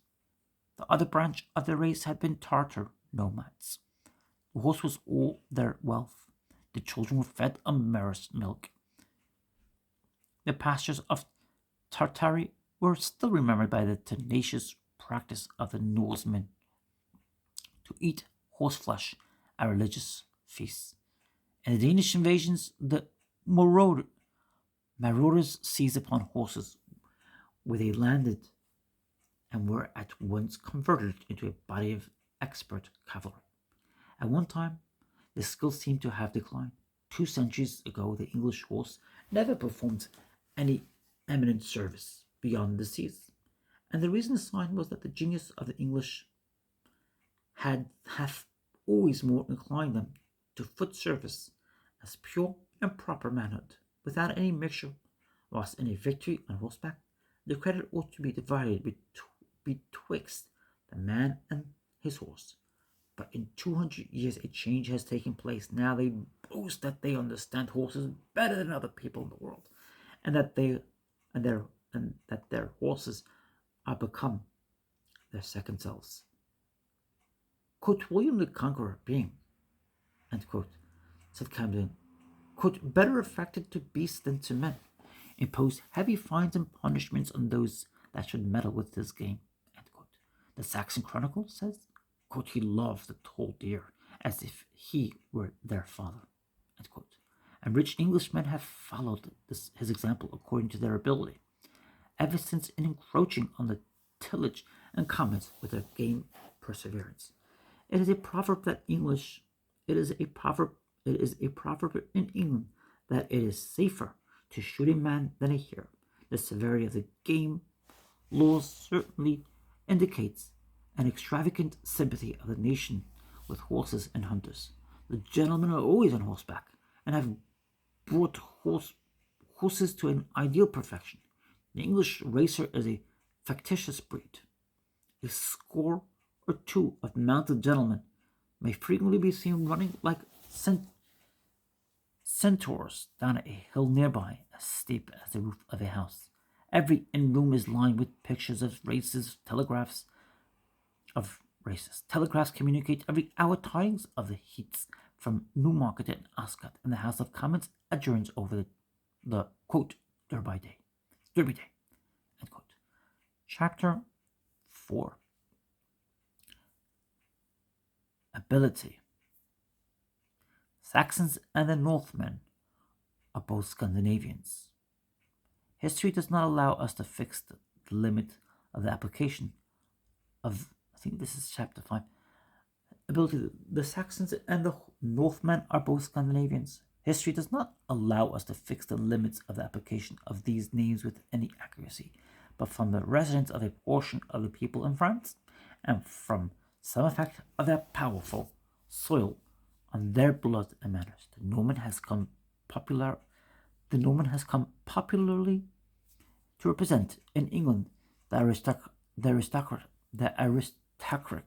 I beg your pardon, the aristocratic and the Saxon, the democratic principle. And though I doubt not the nobles are of both tribes, and the workers of both, yet we are forced to use the names a little mythically, one to represent the workers and the other the enjoyer. The island was a prize for the best race. Each of the dominant races tried its fortune in turn. The Phoenician, the Celt, and the Goth had already got in. The Roman came, but in the very day when his fortune culminated, he looked in the eyes of a new people that was to supplant his own. He disembarked his legions, erected his camps and towers. Presently he heard bad news from Italy, and worse every year. At last he made a handsome compliment of roads and walls, and departed. But the Saxons seriously settled in the land, builded, tilled, fished, and traded with German truth and adhesiveness. The Dane came and divided with him. Last of all, the Norman or French Dane arrived and fully conquered, harried, and ruled the kingdom. A century later, it came out that the Saxon had the most bottom and longevity, and managed to make the victor speak the language and accept the law and usage of the victim. Forced a baron to dictate Saxon terms to Norman kings, and step by step got all the essential securities of civil liberty invented and confirmed. The genius of the race and the genius of the place conspired to this effect. The island is lucrative to free labor, but not worth possession on other terms. The race was so intellectual that a feudal or military tenure could not last longer than the war. The power of the Saxon Danes so thoroughly between the war that the name of English and Villian was synonymous, yet so vivacious as to extort charters from the kings, stood on the strong personality of these people. Sense and economy must rule in a world which is made of sense and economy, and the banker, with his 7%, drives the earl out of his castle. A nobility of soldiers cannot keep down a commonality of shrewd scientific persons.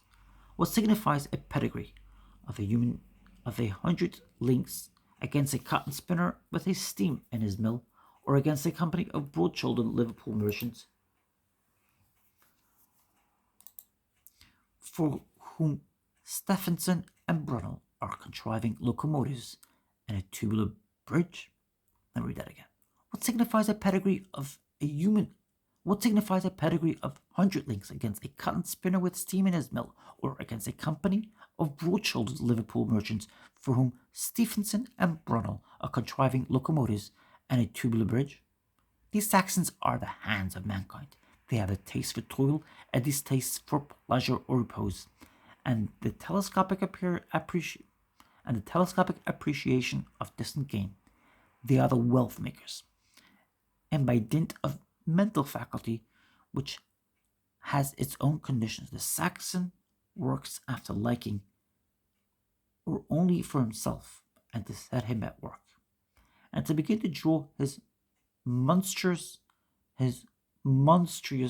values out of barren Britain. All dishonor, fret, and barrier must be removed, and then his energies begin to play. The Scandinavian fancied himself surrounded by trolls, a king of goblin men with vast power of work and skillful production, divine stevedores, carpenters, reapers, smiths, and masons, swift to reward every kindness done to them, with gifts of gold and silver. In all English history, this dream comes to pass. Certain trolls or working brains under the names of Alfred Beatty Caxton, Bracton, Camden, Drake, Selden, Dugdale, Newton, Gibbon, Brindley, Watt, Wedgwood dwelt in the troll mounts of Britain and turned the sweat of the face to power and renown. I'm going to end this video at this point on page 563. I'm going to end at this point. Please be so kind as to share your feedback, share your comments, your thoughts, your insights. Bit of history there about England. I didn't expect that. Please feel free to share your insights, your feedback, and thank you again for taking the time out of your busy schedule to read with me. I appreciate it. It is kind of you. Please feel free to subscribe if you haven't already, and like or dislike this video. Please feel free to do so. Thank you so much for joining me. Have a beautiful day or evening, wherever you're up to in your day. Take care. Thank you so much. You're loved. Take care.